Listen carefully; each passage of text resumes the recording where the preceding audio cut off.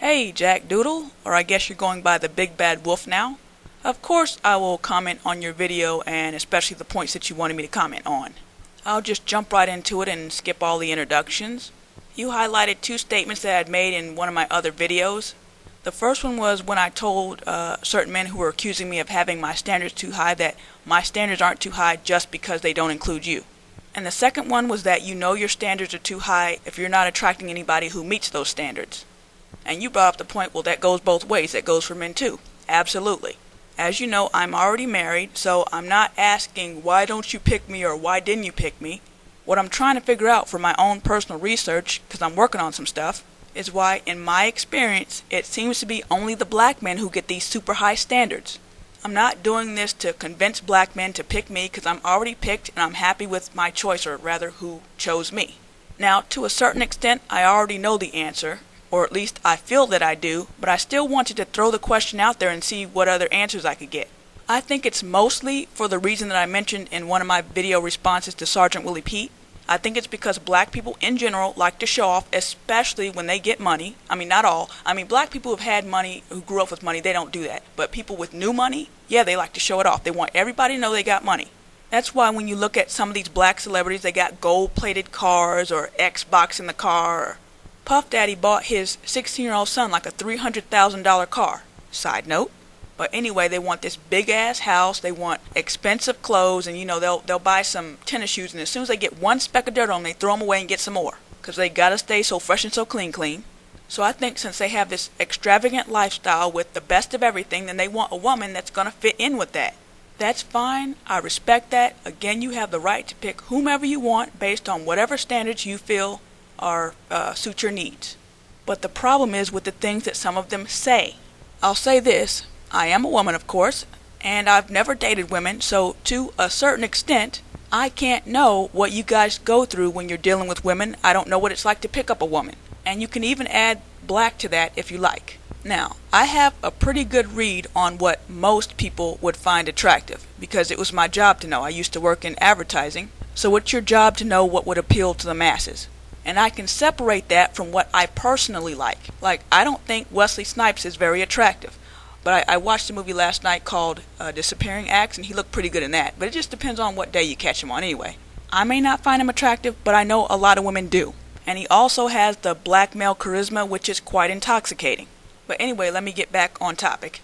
I know that black women have a lot of problems. And black men in the past few years have been coming on the internet complaining about those problems. I don't have a problem with them voicing their concerns. I think it might actually be helpful if done properly. But here's where so many of them mess up the message or make it ineffective. They keep tying it to interracial dating, which just makes it sound like they're trying to justify something. And they'll say things like, why is it that the best black men are going to women of other races? It's because black women are so horrible. Really? And when I look at these black males that they like to point to as examples, a lot of them do have dimes on their arm, whether they're black, white, or whatever. Now, again, I'm not saying that these men should lower their look standards. They have a right to go after whatever they want. But why do they have to say, some of them, that the reason that they're with a woman of another race is because black women are horrible, when actually it might have been that they just couldn't find a black woman that they were attracted to or that they felt they could show off with? And I even said to Sergeant Willie Pete in one of his videos, your inability to find a black woman with the features that you want does not constitute you not being able to find a good black woman. Now, when I would ask questions like this, I would get accused of deflecting or singing the ugly girl's anthem or being jealous, bitter, and lonely, or that some white woman must have stolen my black man, and all sorts of crazy ish. Like I said in my previous video, I want to know how much of it is black women's actions and how much of it is something else. Now, some of these things that these black men complain about, I know is true because I've seen it myself. But some of the things that they say, I can't agree, or I don't see it because I know what happened to me. I wanted to go back to a point that I made in an earlier video. I was asking Sergeant Willie Pete and some guys like him why they don't value the black woman's womb. And of course he responded with anger and yelling and crying, and I got called bitch. And at the end I really didn't have an answer to my question. I had just one big deflection. Okay, here's what I mean. Let's take Beyonce for example. Beyonce is a crossover beauty, and before everybody says, I don't think Beyonce is that cute, I know, but she's not all that, but she is a crossover beauty, meaning that she is a black woman or a woman who is considered black that many non-black men will say is attractive. And for those of you who still can't stomach Beyonce, pick some other beautiful black woman that you hear non-black men say is fine. Now, let's say, for example, a white man. If he had a choice between Beyonce and a less attractive woman of his own race, most of them are going to go for the woman of their own race, even though they find Beyonce more attractive. But some black men, including Sarge, if everything else was equal except for looks, if given a choice between a more attractive non-black woman and a black woman, he'll go for the non-black woman, even if that black woman is reasonably attractive but just not as attractive as the non-black woman. Yet he wants to get on the internet and say that the reason he doesn't date black women or whatever is because he can't find a good one. Now, of course, this doesn't apply to all black men, because I've seen black men turn down non-black women for black women. There are plenty of black men out there who will choose a decent black woman over a non-black woman any day. But when it comes to these upper echelon black men that some people like to point to and say, see, look, your best and your brightest go to women of other races, and use that as proof that black women are horrible, when perhaps it could be that these men passed up reasonably attractive black women for dime women of other races, or women that they just thought were more attractive. They don't necessarily even have to be dimes. If that's what's happening, fine. But I don't like people using, or black men or whatever, using interracial dating stats to prove that black women are horrible, or at least not without further research. There are several other reasons that I can think of that the interracial marriage rate for black men has spiked, and it has nothing to do with black women, but I'll save that for another video if anybody's interested. Now, I know somebody's going to try to flip this on me, so I'm going to do a preemptive addressing of it. Somebody's going to probably ask me, why didn't you accept a less successful black man instead of crossing over? Well, females go to the highest bidder. Even white women will jump over to another race if they've got more to offer them than someone of their own race. There's a video that I referenced in one of my earlier videos that shows this happening. If a black man makes X number of dollars more than a white man, white women will jump ship. So again, this is a very gender-specific issue. So anyway, like I said, white men, for the most part, want the most attractive woman in their race, even if there are other non-white females who are more attractive. Whereas black men, or I'll say some black men, want the most attractive woman, period. And again, I'm not knocking them for that. But how can people make the argument then that this is proof that black women are horrible? Another thing. White men are quote-unquote allowed to say, well, I like black women exclusively. And nobody's really going to have anything to say to them about it. Not even white women. However, if a black man says he only likes white women or only likes Asian women, then that's going to be a problem for a lot of black women. And it also might not sit too well with the men of the race of whatever woman he likes. I think black men know about this double standard, so some of them hide behind the black women are horrible excuse. Now, this leads me to another point. This point is not exclusive to black men because I actually have an aunt who does the same thing. However, black men seem to do it a lot more.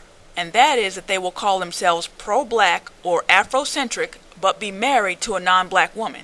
A little side note, I have an aunt who is so pro-black, she's just so pro-black. So pro-black. She's even quoted as saying there are no good white people, and she has a half-white daughter.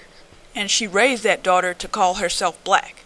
And this was so ingrained in her daughter, my cousin, that I remember sometimes when we were younger, if we called her white, she would start crying. That was like a curse word to her. I've got 3 female cousins and we're all right around the same age. And if we suggest that there's any difference between us and her, she gets offended. That was like a curse word to her. But anyway, my aunt's behavior, not wanting her child to acknowledge her other half, signifies to me that she feels guilty and or conflicted about having a child with a non-black man. There's a little bit more to the story. My cousin, who is half white, married a light-skinned black guy. He looks like one of those blacks that could possibly be confused for Puerto Rican or something. But anyway, they had a son that had curly blonde hair and blue eyes. Neither one of them has blue eyes or blonde hair. My cousin does have green eyes though.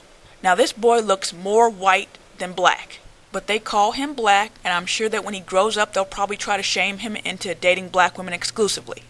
But anyway, if you don't feel guilty about marrying a non-black or making children who are not fully black, then I don't see any good reason why you would insist that half black children are black. And like I said before, I believe it's kind of hardwired in a man to want a son, and to want a son that looks like him, you know? And when somebody asks me, well, why don't you want black kids? They start saying stupid shit like, well, if you have one drop of black blood, you're black, or if the father's black, then the baby's black. And I'm like, but your woman is white.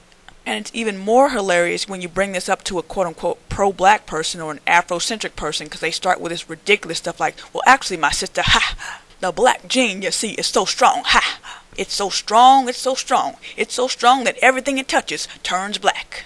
I was masturbating on my bed the other day, a little bit of my sperm touched the bedspread, and it turned black. So you see, my sister, when I skeet my semen up into this non-white woman, her body absorbs it, and it becomes part of her body, so she too becomes black.